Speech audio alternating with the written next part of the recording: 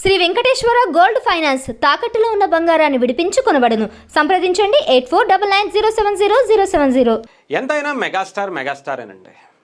ప్రజలకి ఏం కావాలో, ఎవరిని ఎప్పుడు ఎలా కలవాలో ఏదేమైనా సరే సినిమా ఇండస్ట్రీకి ఆయనే దిక్కు.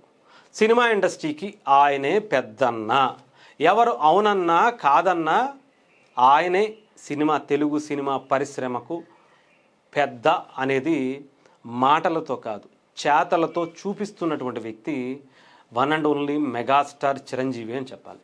నిన్న మనందరికీ తెలుసు, ఒక 2 రోజుల నుంచి శేఖర్ మాస్టరు లేదంటే జానీ మాస్టరు ఇద్దరికి సపరేట్ వర్గాలుగా మారిపోయి తన్నుకుని కొట్టుకుని తిట్టుకునే వరకు వెళ్ళిపోయింది.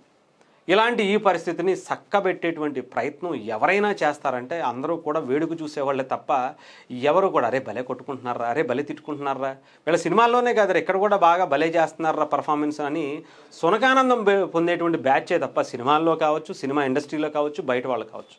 కానీ ఎవరో కూడా అసలు దీన్ని అడ్రస్ చేసి ఎందుకు అది కూడా ఇద్దరు డాన్సర్లే, ఇద్దరు కూడా పాన్ ఇండియా లెవెల్లో మంచిగా పేరు ప్రఖ్యాతలు సంపాదించుకుంటున్నారు, టాప్ హీరోలకి కొరియోగ్రఫీ చేస్తున్నారు, వీళ్ళ ఎందుకు ఇలా చేసుకుంటున్నారు అని వాళ్ళకి సర్ది చెప్పి మీరు కలిసి ఉండండి అయ్యా, ఏదో చిన్న విభేదాలు ఉంటే కూర్చుని మాట్లాడితే అయిపోతాయి అనేటువంటిది చెప్పింది చేసింది కూడా ఉండదు.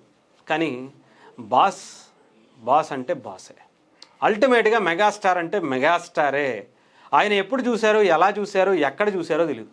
సినిమా ఇండస్ట్రీలో నేనే తోపు, నేనే లెజెండు అని చెప్పుకునేటువంటి వ్యక్తులు కూడా కనీసం పట్టించుకున్న పాపాన ఎప్పుడూ లేదు. అదే చెప్తున్నా కదా, అది స్వతహాగా రావాలి. ఒకళ్ళు ఇస్తేనో, ఒకళ్ళు అది మీరు చెయ్యాలి, మీరు ఉండాలి అని చెబితేనో కాదు. ఆటోమేటిక్గా మనలో చిత్తశుద్ధి ఉంటే ఆటోమేటిక్గా అది జరుగుతాయి అనేదే ఇప్పుడు మెగాస్టార్ చిరంజీవి గారు చేశారు.